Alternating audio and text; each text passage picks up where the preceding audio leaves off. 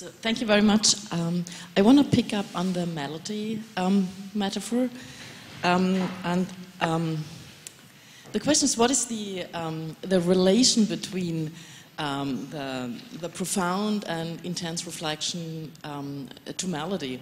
The way in which you presented it, and I must say, I always thought the same way, but during your lecture, I became doubts about it. Is that the way that Hume understands the relation of the reflection that leads to the melody as something that is not yet part of the melody.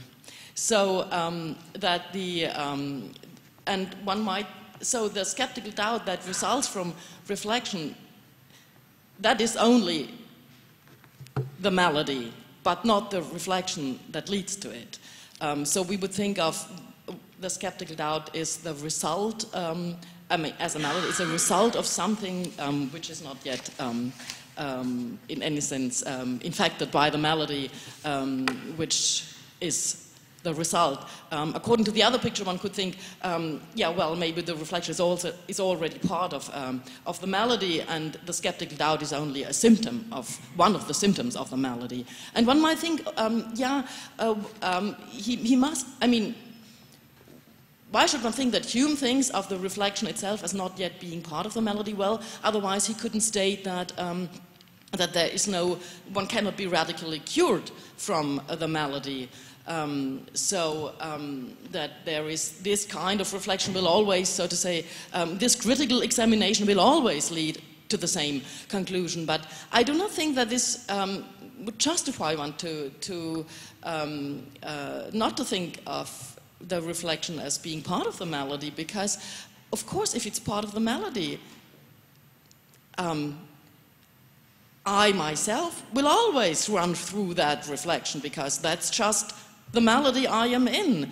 But that wouldn't at least give some hope that there is a cure possible, although I myself, I'm in no position to provide that cure. So the cure would have to come from outside. Some different way of reflecting would have to be offered to me. I myself cannot bring about my own cure. So in that sense, I cannot be cured radically on account of what is available to me. But I could, I mean, if there were a mind that is not in the same way disturbed as my mind, there could be at least hope. So I just wonder, because, I mean, it seems, I mean, why one might have at least hope that that kind of reading could be even found in Hume, is that, of course, there is a slight tension in to think, I mean, in terms of what can Hume make sure that the reflection is that leads to the skeptical doubt as its conclusion is the right reflection, that the reflection itself is the correct reflection. So in terms of what could he understand that, and I mean, in the other picture, you wouldn't have that kind of tension. I'm not sure I quite get the force of your question, because I think I was trying to say that reflection isn't the malady, rather reflection causes the malady, in a sense. No, you said, I mean, I heard you saying that the skeptical doubt is the malady, which is the result from reflection. Yes. And I thought you were agreeing with that in your comment, or you were trying to suggest that he needs to have it otherwise? No, I was suggesting whether one, there is a way of reading Hume such that the reflection that leads to the melody is already part of the melody. Yeah, and that's what I'm trying to reject, that kind of reading. Yes, and I wonder why, I mean, wouldn't that be even a more defensible self-understanding of the kind of... to take reflection itself to be the melody? Part of the melody. Part of the melody. Yeah. I mean, melody, I mean, that's a disturbance of the mind. I mean, something is not working well. Right. And so... Yeah, so maybe reflection is already that which is not working well.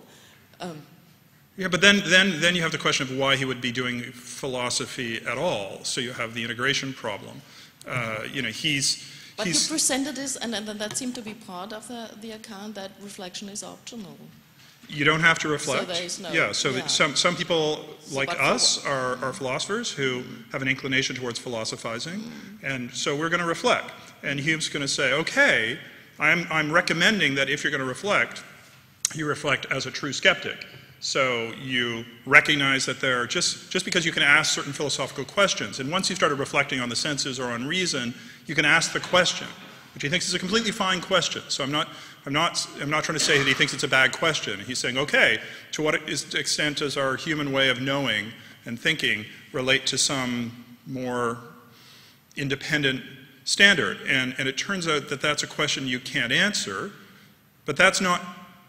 But because that's a question which you're not able to answer, you're not undermining our regular, normal sensing and reasoning. It just turns out that you aren't able to give a philosophical justification for them because the very method of philosophy itself leaves you losing your grip on the very capacities that you're trying to ratify when you engage in this kind of reflection. And so that's why it's the cure that he offers. His remedy is carelessness and inattention. That's to say, you stop giving a care, you stop attending to that question in particular, and then you're still able to reflect on the things you want to reflect on, reason and sense in your vulgar ways as normally. You make your peace with philosophy's limitations. I agree. May I once I think there's. But still, one could understand that the remedy that is offered is a necessary remedy that is offered for those whose reflection is disturbed in the way as it is disturbed in the ones who end up with skeptical doubt. Yes. But he thinks... yes. And he's going to say... Humean in us. I mean, yeah, and he's for those of us in which, whenever they begin to reflect, reflection is led astray in the way as it is led astray in Hume, they need that remedy. But that doesn't say... okay, well, yes, certainly Hume is supposing that he's got the right account of reflection. The relevant piece, like the relevant crucial thing there is that Hume thinks the reason skeptical interference happens in the way it does is that you're using the very same mental processes to think about the mind. So your reflection is structured exactly the same way as your thoughts about the world, and so any sort of investigation of the credentials of one is going to be investigating its own credentials simultaneously. In each case, it's the imagination structured in the ways that it is, and there's a long story to be told about those structures. You might say, the appendix to the treatise where Hume poses a problem to the account that he's given previously, particularly around personal identity. The way I interpret the problem that he uncovers there, it's a problem about how we can believe that the mind that we reflect upon, the perceptions we observe when we enter most intimately into ourselves, how can we believe that's in the same mind as the mind that has the ideas of those perceptions that are being associated together so as to believe that those observed perceptions are unified. So you enter it most intimately into the mind and you observe some perceptions, but it's by means, when you've done his philosophy, you realize it's by means of secondary ideas of those ideas, the association of them, that produces the belief in the unity of the observed mind. But now the mind has in it observed perceptions and unobserved perceptions, these secondary ideas. And we believe that it's one mind that has both observed and unobserved perceptions. And how on earth can he explain that belief? And he says, I can't. I plead the privilege of a skeptic. But a different kind of philosopher would say, no, this is an indication that we have certain kinds of convictions that are best explained not in terms of the association of ideas, but explained in a different way. So sort of presuppositions, shall we say, which are the condition for the possibility of our project. And say a belief in the unity of the mind might be one of those beliefs, not a sort of quasi-empirical introspective belief, but something more structuring. And then the question is, okay, so should we have a different kind of account of reflection that takes into account these structuring processes and how they have a kind of order to them? And that would be a way of saying that you can do reflection without falling into the kind of philosophical melancholy that Hume thinks happens inevitably.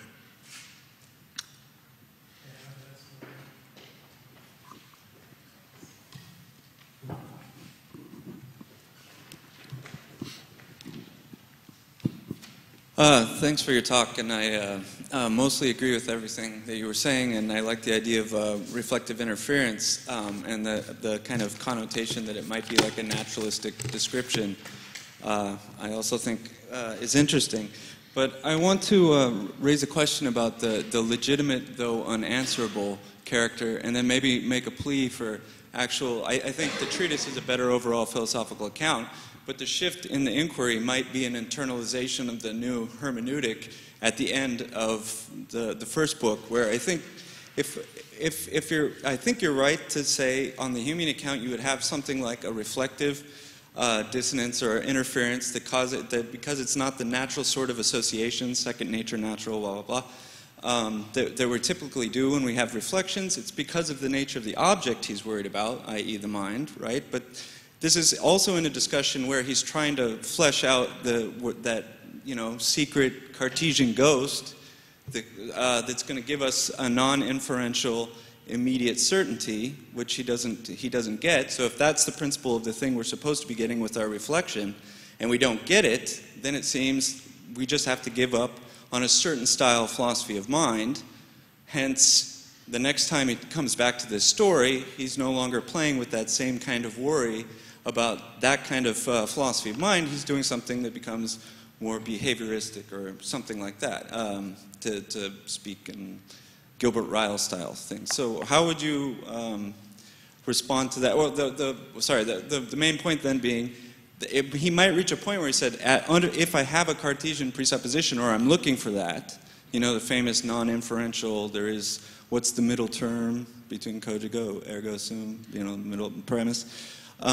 If I'm looking for that, and I treat it as legitimate while I'm looking for that, and then I find out it's unanswerable under this reflective problem, then I give up on it as a legitimate question until I come under, like in the appendix, better arguments by other people or myself about unity of the mind or something.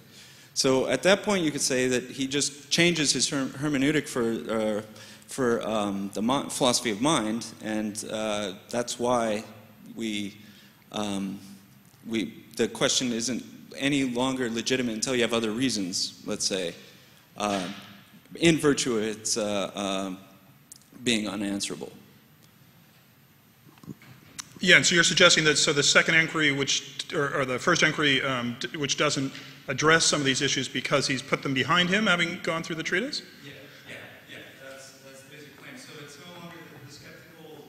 So you insisted that it was. Sorry. You insisted that it was legitimate but unanswerable, and I'm saying, couldn't we just say that it's no longer legitimate unless he has other reasons or more reasons to go about it, precisely because it's unanswerable, because of the principle of double existence, yeah. Right? Then you end up with the problem that it's just a negative kind that we're looking for. It's not a real relation. There's no proper object for it, blah, blah, blah. So unless I have other reasons, maybe presuppositional or whatever, it's just not a good way to look at philosophy of mind type objects, and maybe reflection's not it's good for looking out at the world and doing things and accounting for that, but it's not good at accounting for the accounting, or the accounting for account giving. Yeah, he certainly in the treatise, he spends a lot of time trying to explain how philosophers fall into what he calls false philosophies. So, section 4, or part 4 of book 1 of the treatise, of the skeptical and other systems of philosophy. It has the two skeptical sections that I focused on in my discussion. And then he says, I will look at ancient and modern systems of the external and internal world and learn a bit in the course of investigating them. And so he looks at substance metaphysics in its ancient guise and in its modern guise, where it's used as an account of the mind as a substance. And then modern philosophy, he looks at modern accounts of the external world, the primary-secondary quality distinction, and modern accounts of the internal world, the Cartesian Lockean position that we have a kind of essential self-consciousness in our thinking. And in each case, he wants to say that those stories go wrong. They're false accounts. So they're actually relying on things that are literally, on his view, unthinkable. So a substance is something that underlies the qualities we observe is unthinkable for him. There is no such thought. There's just the illusion of such a thought. So he kind of owes it to us in explaining how the mind works, to explain how we think we have the illusion of metaphysical insight when we do substance metaphysics, or when we enunciate the cogito, or when we offer the primary-secondary quality distinction. And the classic mistake of the ancients, no matter whether you're talking about sort of early modern ancients like Cartesian substance metaphysicians or even, say, Locke with his skeptical realism about substance, their problem is thinking that there's something more to, they're thinking that they can have a coherent thought and fill in the blank of the something more beyond what our perceptions give us. And they can end up, he's diagnosing their errors by saying they're actually mixing up two ideas, and the imagination is substituting one for the other. When they want to say something meaningful about substance, they rely on our perceptually driven thoughts about everyday objects. When they want to say, but no, I'm talking about something radically different in kind that underlies that, they have this idea of this object different in kind from what we perceive. This sort of blank, this sort of not like we understand.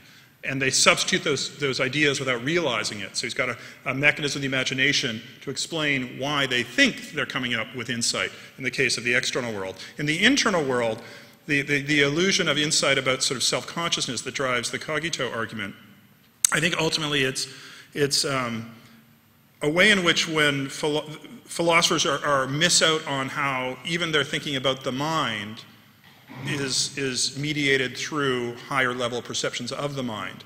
And because I've been emphasizing the vulgar have no thought of their mindedness. They just get tables and chairs and people and stuff.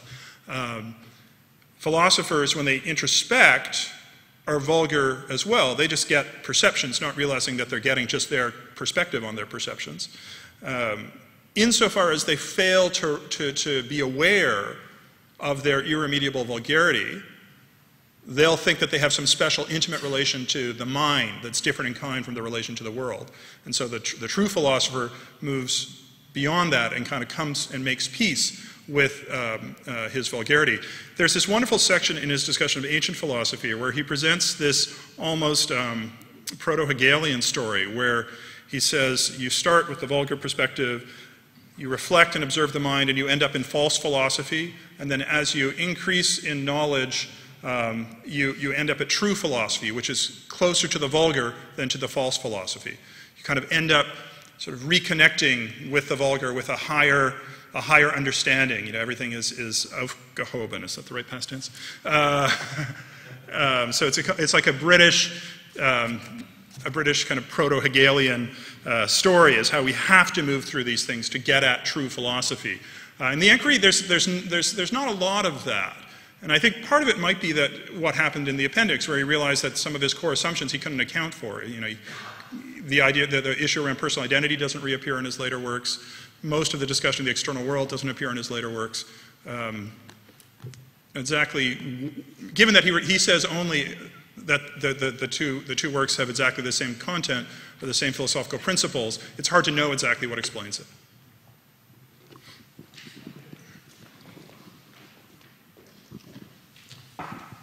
Yeah, thank you very much. I think also in the course of your responses getting clearer and clearer how all the action seems to take place in the philosophy of mind.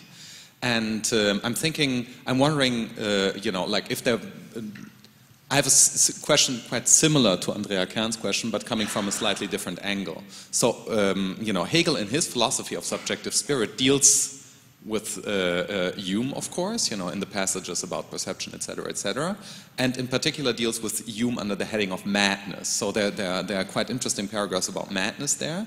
And what Hegel says, and I think he chooses your interpretation. He says that, well, why should I think that reflection leads to this kind of malady, if not because the form of reflection that I'm employing is already a form of malady? Why? Here's what Hegel thinks. So I'm wondering if Hume has any sensibility for this, or maybe even a counter-argument. So I think Hegel thinks that in order to encounter Humean impressions, I need a lot of practice. So it's a form of meditation, like when a painter says, like the impressionistic painter says, well, good luck painting impressionism, or the pointillist, you have to have a certain training of seeing things this way.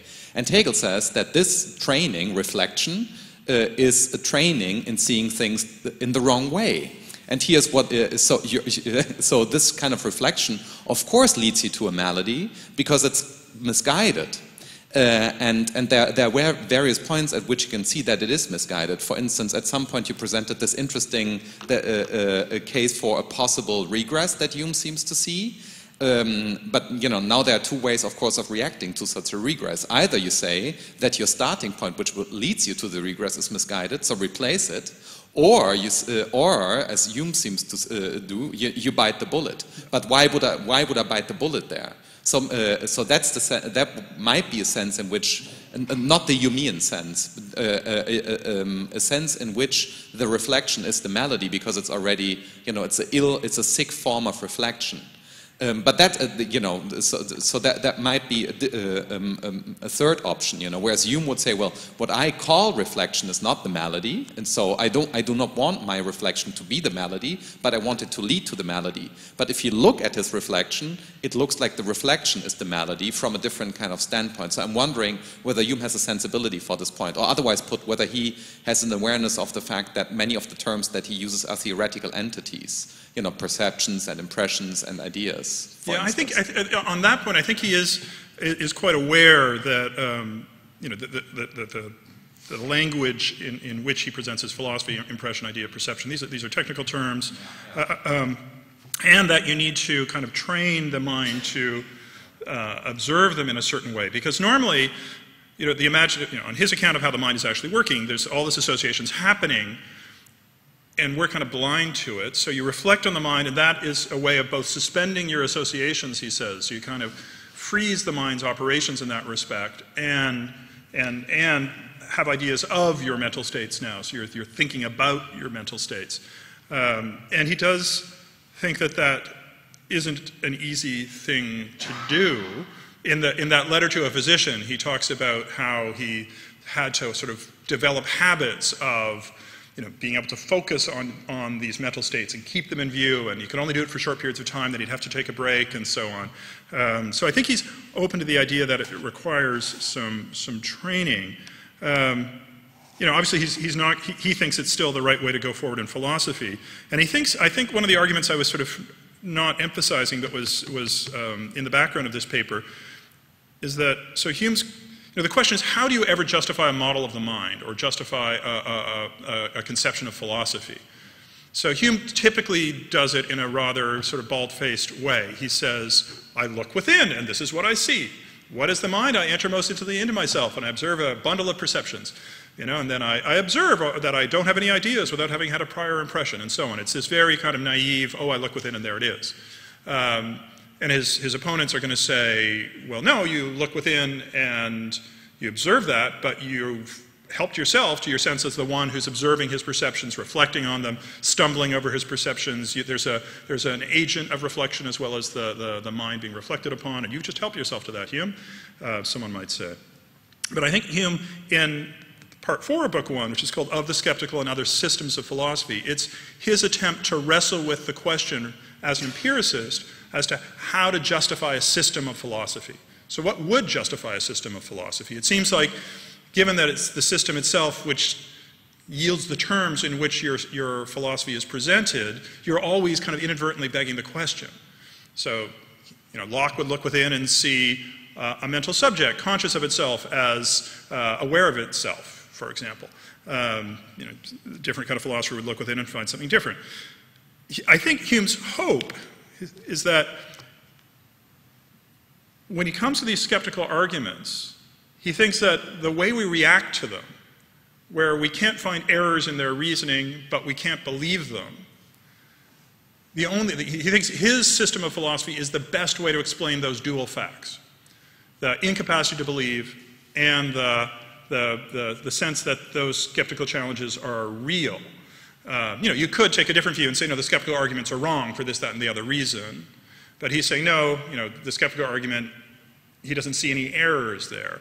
So then it's rather the experience of not being persuaded when you're confronted with the skeptical argument. He says, he's implicitly saying, and more overtly in the case of skepticism with regard to reason, that it's that experience which justifies modeling the mind in the way he has, because he's modeled the mind in such a way that we can both understand the grip of the skeptical challenge and the reaction to it. So whether he's going to deny it's a sick form of reflection or not. I guess he's going to say it's the only form of reflection, and this dual account of both their grip and our reaction is the evidence in favor of that. Thanks for a fascinating paper, first of all.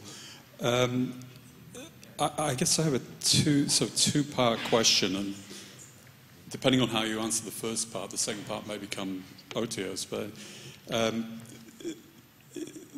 if you read through this paragraph you began from the treatise where he's talking about the malady and so on, the solution he offers you is carelessness and inattention. He says that's what he relies upon.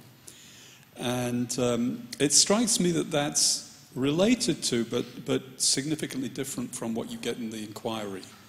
I mean, in the inquiry, it seems to be the thought that as soon as you start to act, intentionally act, you inevitably, willy-nilly, start believing again. And that's what undermines, prevents, precludes, stops what he calls Pyrrhonian doubt, which he seems to mean, just by which he seems there to mean really suspending all beliefs. And, you know, that was an argument, of course, that, well, I say, I don't know if one should say of course, but it was an argument that actually had already been generated in antiquity. Diogenes Laertius supports it. The apraxia objection. And, Right.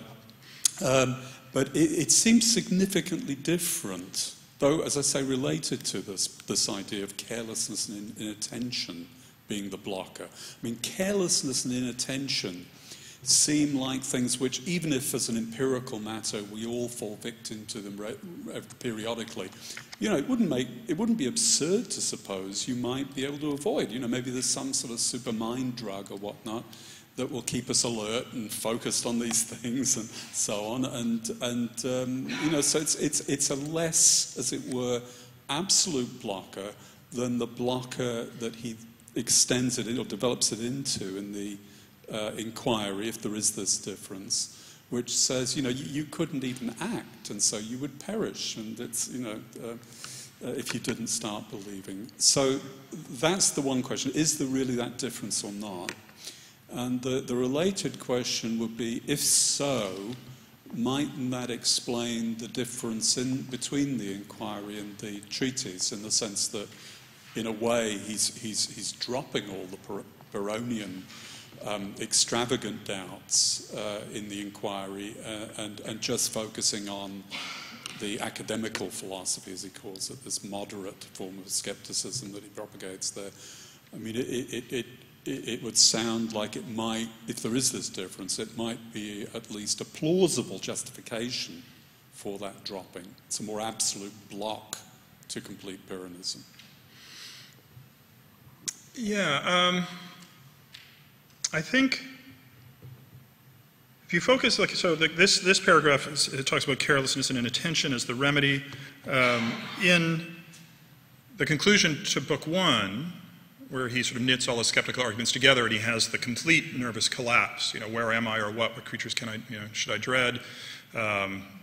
Paralyzed, confounded, not even able to move anymore. And then nature comes along and you dine and play backgammon and so on. So again, there is that sense of action and practical need as coming in. In the treatise, I see that as a case of, so there's this, you know, skeptical doubt and this, you know, profound and intense reflection, skeptical reflective interference where your mental principles have kind of lost their shape. So you're no longer reasoning or sensing in the way you normally do, because your imagination's gone a cropper because of what you've been busy doing as a philosopher to it. When you stop reflecting, human nature is such that reason and the senses produce verdicts. So when you stop reflecting, you're careless and no longer attending, belief returns. So in that sense, in the treatise, it's like there's this moment of like stunned paralysis where even philosophy is driven to a halt. And because everything is driven to a halt, then your nature kind of starts up again. And you can do stuff. One of the first things he'll do is saying, I've had it with philosophy, it's a waste of time, as he says. And it takes a while to come to make your peace with what philosophy can and can't do. So in the inquiry where it's dialectically quite different, he does allow that there's kind of a good thing to be forced to encounter the Pyrrhonian doubts once in one's life. Like, it is good to go through that experience of really coming to grips with our limitations. So in that sense, there's something similar to it, the two works.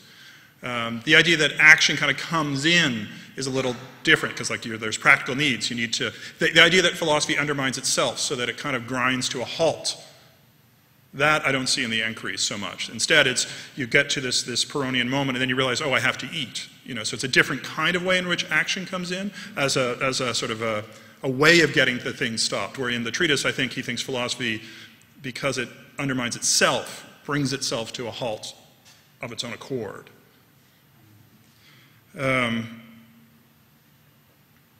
So I'm not sure what that says about how he presented this, why and how he presented the skeptical doubt so differently in the two works, but that might be one way of thinking about it. Yeah, that's interesting. I mean, that sounds a little bit like the way you described it at the end there, like I was imagining it. I mean, clearly, one of the ways you become inattentive and careless regarding these issues is by playing backgammon or engaging in some other kind of action.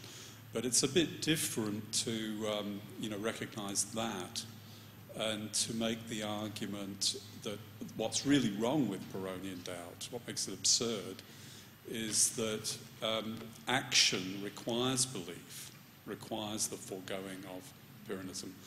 And if there is that shift, I guess it does provoke the second thought I was suggesting, namely that maybe that's why Pyrrhonism doesn't get as much play in the inquiry as it had done in the treatise, because there's a more absolute block on it. But it's just a thought that your talk provoked. Yeah, it's interesting. Thank you.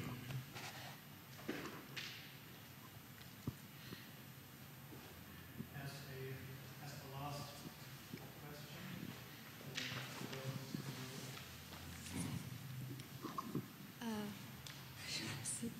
question. I found your topic very interesting. Thanks for that.